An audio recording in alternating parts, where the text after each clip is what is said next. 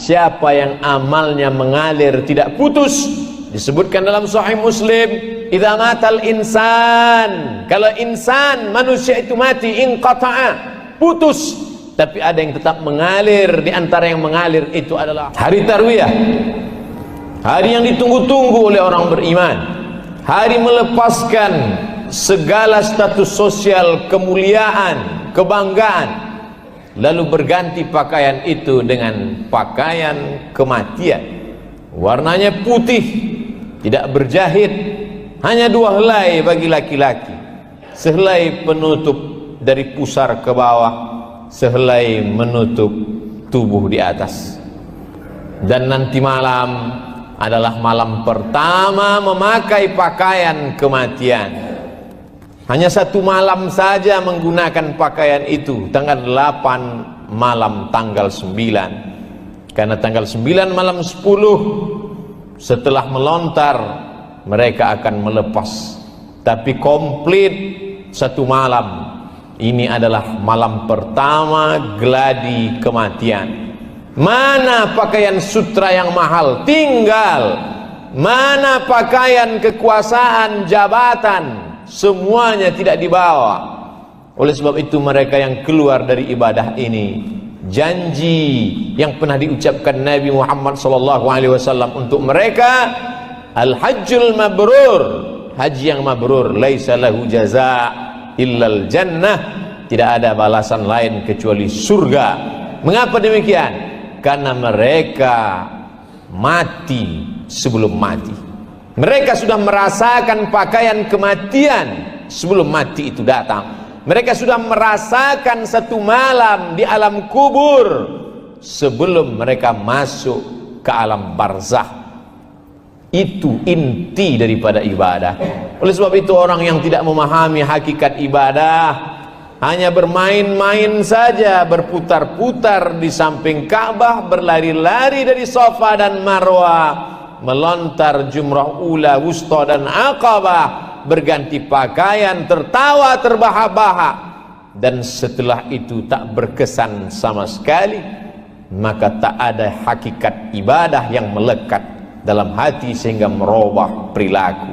Tanggal 8 ini semua manusia yang beriman kepada Allah Subhanahu wa ta'ala sampai hari ini, kalaulah tidak dibatasi karena sempitnya tempat, ruang dan waktu, tidak terhitung berapa banyak orang yang ingin berangkat. Tapi begitu jumlah manusia bertambah, sedangkan luas padang Arafah tidak pernah bertambah luas, maka satu-satu solusi adalah kuota jatah keberangkatan. Satu daerah membayar ongkos naik haji sampai menanti 10-20 tahun lamanya. Apa yang dinantikan? Apa yang ditunggu-tunggu? Yang ditunggu itu hanyalah merasakan pakaian kematian, merasakan mati sebelum mati, merasakan melepaskan status sosial. Tidak ada lagi yang dihormati dan dimuliakan, karena semuanya adalah calon-calon bangkai yang akan dimakan cacing tanah. Tidak ada lagi yang dibanggakan. Oleh sebab itu keluar dari ibadah, keluar dari wukuf, keluar dari haji, hilang angkuhnya, hilang sombongnya, lepas dari segala keegoan, keakuannya. Itulah mereka yang sudah lulus dalam ujian ibadah. Syahadat, dia lulus berkata asyhadu an la ilaha illallah wa asyhadu anna muhammadan rasulullah. Salat lulus subuh, zuhur, asar, maghrib dan isya, bahkan ditambah dengan duha dan tahajud qabliyah, ba'diyah, witir. Puasa lulus 14 jam lamanya, menahan makan, menahan minum. Tapi ketika diminta untuk melepaskan pakaian kebesaran, diminta untuk meninggalkan dunia sejenak, maka bangkit cintanya kepada dunia. Wa tuhibbunal mala hubban jamma, kamu amat sangat cinta kepada dunia sebenar sekuat-kuat cinta. Oleh sebab itu, maka dalam puncak ibadah dalam Islam adalah ibadah menunaikan fardhu haji bagi setiap yang beriman. Tapi Rasulullah SAW melaksanakannya sekali saja. Kenapa demikian? Karena beliau ingin mengajarkan bahwa ada ibadah lain di tanah air, berbagi kepada orang lain. Sekali fardu, ibadah ini juga mengajarkan kepada kita bagaimana giat mencari harta. Orang Islam tidak disuruh untuk duduk saja di masjid. Idza qudiyatis shalah, kalau salat sudah dilaksanakan, fantashiru fil ard, bertebaranlah di atas muka bumi Allah. Untuk apa? Wabtaghu min fadlillah, cari rezeki karunia Allah Subhanahu wa taala. 9.000 kilometer dari Asia Tenggara ke tanah suci Makkah dan Madinah tidak dapat ditembus tanpa materi. Transportasi, akomodasi, konsumsi, makan, tempat tinggal, ongkos pesawat. Oleh sebab itu maka orang yang memilih untuk tidak punya harta, memilih merasa kalau miskin lebih cepat masuk surga, maka sesungguhnya surga juga berpihak kepada orang-orang yang kaya dan punya harta. Man bana masjidan, siapa yang bangun masjid, banallah mithlahu baitan fil jannah, dibangunkan Allah untuknya satu tempat di dalam surga. Siapa yang mampu membangun masjid? Orang yang kaya. Man ala thalatha banatin, siapa yang membesarkan 3 anak perempuan, fa'addabahunna, diberikan pendidikan yang baik dan layak, wa zawwajahunna, dinikahkan dengan orang yang layak, sopan, taat beragama, berakhlakul karimah, wa ahsana ilaihinna, dia buat baik sampai kematian tiba, falahul jannah, surga baginya. Pendidikan mahal, melambung tinggi, harga pakaian, harga pendidikan, harga kehidupan. Siapa yang sanggup mendidik 3 anak perempuan? Orang-orang kaya. Ana, kata Nabi SAW, aku wakafilul yatim, dan orang yang menyantuni anak yatim, kahataini fil jannah, seperti ini dalam surga. Nabi menunjukkan as-sabbabah, jari telunjuk, wal wusta, jari tengah, wa farraja bainahuma, beliau jarangkan antara jari telunjuk dan jari tengahnya, menunjukkan betapa dekatnya baginda dengan orang yang menyantuni anak yatim. Siapa yang sanggup menyekolahkan anak yatim? Juga orang-orang kaya. Lalu ketika kematian tiba, siapa yang amalnya mengalir tidak putus? Disebutkan dalam Sahih Muslim, idza matal insan, kalau insan manusia itu mati, inqata'a, putus, tapi ada yang tetap mengalir. Di antara yang mengalir itu adalah sadaqatun jariyah, sedekah jariyah. Siapa yang mampu bersedekah? Jika orang-orang kaya.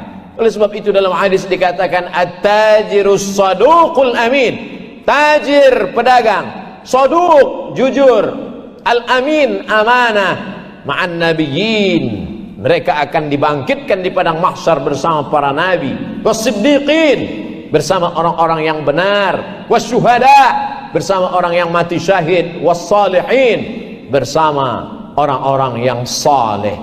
Oleh sebab itu Nabi Muhammad SAW tidak miskin. Nabi Muhammad SAW adalah orang kaya tapi hidup bersahaja. Nabi Muhammad SAW adalah orang yang banyak harta tapi mencari harta bukan untuk dunia. Dunia hanya jembatan menuju akhirat. Ibadah haji mengingatkan kepada mati. Setelah keluar dari mati hidup kembali, maka kehidupannya adalah untuk menuju akhirat. Kalaupun dia sibuk mencari harta, pagi pergi pulang petang, maka yang dicarinya itu untuk menerangi kuburnya. Al-Kayyis, orang yang cerdas. Al-Kayyis, orang yang berakal, bukan orang yang IQ-nya tinggi, bukan orang yang indeks prestasinya melambung. Orang yang cerdas adalah mandana nafsahu, orang yang mampu menundukkan hawa nafsunya, wa amila lima ba'dal maut, dan dia mampu beramal setelah mati. Bukan beramal sebelum mati. Membangun rumah yang besar, beramal sebelum mati. Membeli kendaraan yang mahal, beramal sebelum mati. Tapi ada orang yang cerdas. Siapa itu? Orang yang mewakafkan tanahnya untuk masjid, beramal setelah mati. Orang yang menyekolahkan anak yatim pendidikan gratis, beramal setelah mati. Itulah orang yang cerdas, karena itulah yang akan tetap dibawa setelah mati.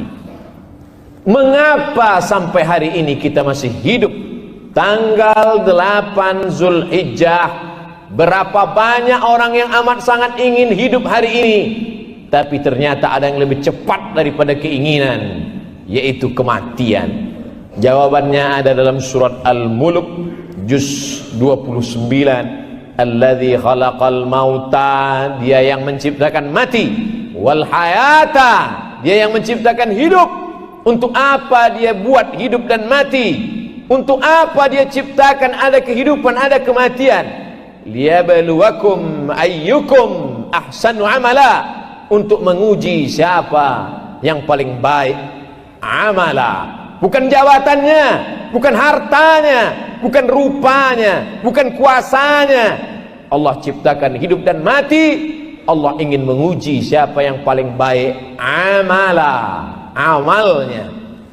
Hai orang yang kaya, hai orang yang punya kuasa, semua akan sirna, tinggal tak berkesan apa-apa, karena dunia ini hanya sementara. Yang kekal abadi adalah illal ladzina amanu, kecuali iman, wa amilus shalihat, dan amal saleh. Hari ini sayyidul ayyam, induk dari segala hari. Dianjurkan untuk membaca surat Al-Kahfi sampai tenggelam matahari. Bagi yang belum membaca, selesai sholat Jumat ini masih ada kesempatan untuk membaca. Tidak ada kata terlambat. Man qara'a surat Al-Kahfi yaumal jumu'ati, siapa yang membaca surat Al-Kahfi hari Jumat, adha'a lahu min nur, Allah terangi, Allah beri dia pencerahan, ma bainal jumu'ataini, sampai Jumat yang akan datang. Selama 7 hari ini hatinya akan terang, membedakan antara yang hak dan batil. Kita bisa melihat bukan karena kita punya mata, tapi karena ada cahaya pencerahan dari Allah Ta'ala. Yang hari ini terlambat, yang hari ini sakit, yang hari ini sedang berada di jalan tol dalam perjalanan panjang, dapat melihat berapa banyak orang yang duduk-duduk di tepi jalan tidak sholat Jumat. Butakah mereka? Tidak. Mereka tak mendapat pencerahan, tak dapat membedakan mana hak, mana batil, mana bengkok, mana lurus. Lalu siapa yang memberikan pencerahan itu? Allah. Salah satu cara Allah memberikan pencerahan, man qara'a surat Al-Kahfi, siapa yang membaca surat Al-Kahfi yaumal jumu'ah, hari Jumat, adha'a lahu min nur, Allah berikan dia pencerahan, the likeness, Allah akan berikan cahaya ma bainal jumu'ataini, sampai Jumat berikutnya. Di antara isi ayat surat Al-Kahfi, ayat yang terakhir 110, apa kata Allah Subhanahu wa taala?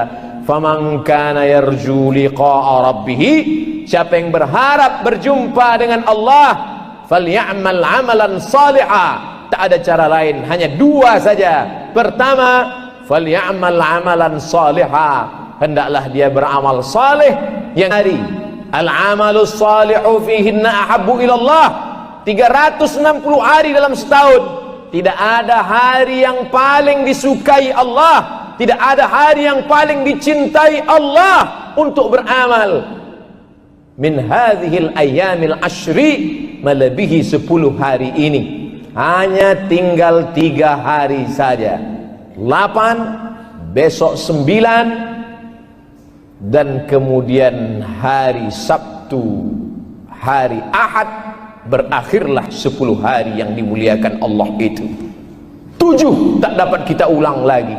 Menetes air mata darah, lan tarji'al ayyamul lati madat, tak akan terulang hari yang sudah berlalu. Jumat ini pun sudah habis setengah hari, kita hanya ada kesempatan 2 hari setengah lagi. Inilah kesempatan, dia akan datang lagi tahun depan, pasti, insya Allah 10 hari ini akan datang lagi tahun depan. Tapi apakah kita masih ada di dalam hari-hari itu? Tak ada jawaban pasti. Manfaatkanlah hari terbaik ini dengan amal-amal saleh, membaca Al-Quran, berzikir, berinfak, bersedekah, wa tawasau bil haq, wa tawasau bis sabr. Barakallahu li wa lakum fil Qur'anil azim wa nafa'ani wa iyyakum bima fihi minal ayati wadh-dhikril hakim wa taqabbala minni wa minkum tilawatahu innahu huwal ghafurur rahim.